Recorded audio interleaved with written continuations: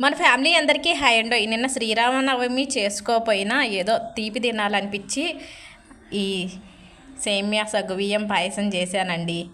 ఉదయం ఏమో గారెలు చేశానా, సాయంత్రం ఇలా పాయసం చేసుకుందాం అనుకున్నాను, చేసుకున్నాను. శ్రీరామనవమనే కాదు, ఇంకో 2 విషయాలండి. ఎప్పుడో ఒక బ్రదర్ అడిగారు సేమ్యా పాయసం చేసి చూపించండి సిస్టర్ అని. ఇంకోటి ఏంటంటే మొన్న స్వప్న ఎంగేజ్మెంట్కి రిటర్న్ గిఫ్ట్ వచ్చింది కదా, ఆ గిఫ్ట్ అంటే గిన్నెలు బౌల్స్లో అందులో సేమియా పెట్టుకొని ఎప్పుడెప్పుడు తిందామని ఒక ఆలోచన, అందుకే ఇలా స్టార్ట్ చేశాను.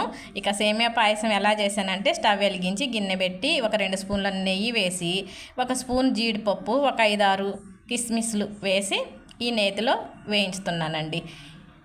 కిస్మిస్లు జీడిపప్పు వేగిన తర్వాత వేరే గిన్నెలోకి ఇవి తీసేసుకొని, జీడిపప్పు కిస్మిస్లు వేయించిన గిన్నెలోనే సేమియా వేస్తున్నాను. చూడండి, సేమియా రిటర్న్ గిఫ్ట్లోనే సేమియా కూడా వేసేసానండి. అంటే వంటకు ముందే పెట్టేశాను అనమాట.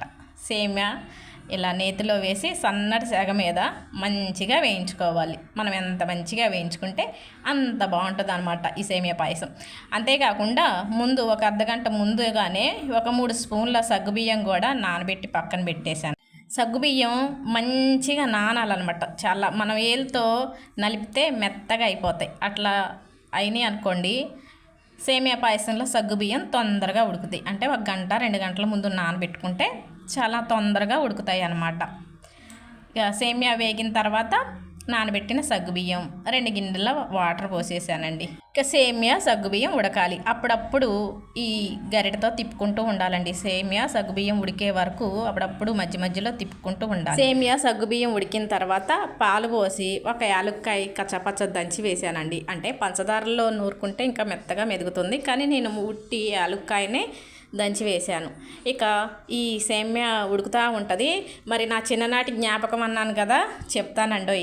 ఏంటంటే నేను 3వ తరగతి చదువుకునేటప్పుడు మన చుట్టాల్లో ఒకళ్ళది అన్నప్రాసన కూడా జరిగింది. ఆ అన్నప్రాసనకి వెళ్ళి ఒకరోజు స్కూల్కి వెళ్ళలేదనమాట. మరుసటి రోజు స్కూల్కి వెళ్ళాను.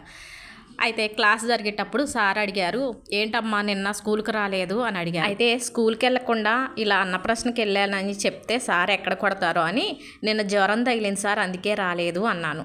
అప్పుడు ఆ సార్ ఏం చేశారంటే దగ్గరికి పిలిచారు. ఇటు రా అమ్మ అని పిలిచారు. పిలిచి చేయి పట్టుకొని చూశారు. చేయి చూసి, అయ్యో ఇంకా జ్వరం తగ్గలేదుగా అమ్మ, స్కూల్కి ఎందుకు వచ్చావు అని అన్నారు. అప్పుడు నాకు అసలు అంతకుముందు జ్వరం తగలలేదు, కానీ ఈ సార్ చేయి పట్టుకొని జ్వరం ఉంది కదా అంటే అప్పటికప్పుడు నేను ఫీల్ అయ్యాను. ఏంటంటే నిన్న జ్వరం తగలలేదు కానీ ఈరోజు నిజంగానే జ్వరం తగిలింది అనుకుంటా అని నిజంగా జ్వరం ఉన్నట్టే ఫీల్ అయిపోయానండి. అయితే మాకు స్కూలు చాలా దగ్గర ఇంటికి. మేము మధ్యాహ్నం క్యారేజీ కట్టుకెళ్ళే వాళ్ళం కాదు.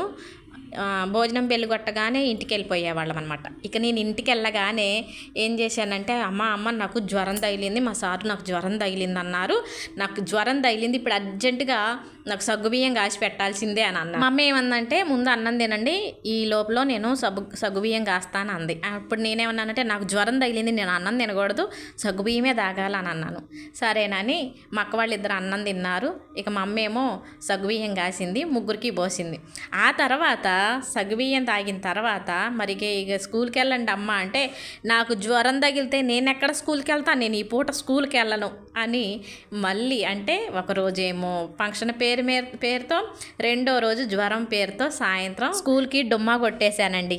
అంటే ముందు స్కూల్కి డుమ్మా కొట్టడం కాదులే కానీ జ్వరం పేరుతో మా అమ్మ చేత అప్పటికప్పుడు మధ్యాహ్నం, అసలు ఆ టైంలో ఖాళీగా ఉండటమే ఎక్కువ, అలాంటిది అమ్మ నేను అడగంగానే జ్వరం తగిలింది అనగానే సగ్గుబియ్యం కాసి పోసింది కదా, నాకైతే ఇప్పటికీ గుర్తుకొచ్చిద్దండి. ఎప్పుడు ఈ సేమియా పాయసం కానీ సగ్గుబియ్యం పాయసం కానీ చేసినా అమ్మ చేసిన ఆ సగ్గుబియ్యం పాయసం నాకు బాగా గుర్తుకొచ్చిద్ది. నేను చేసిన మారాం గుర్తుకొచ్చిద్ది. నేను స్కూల్కి వెళ్ళను, నాకు జ్వరం తగిలింది అని చేసిన మారాం గుర్తుకొచ్చిద్దండి.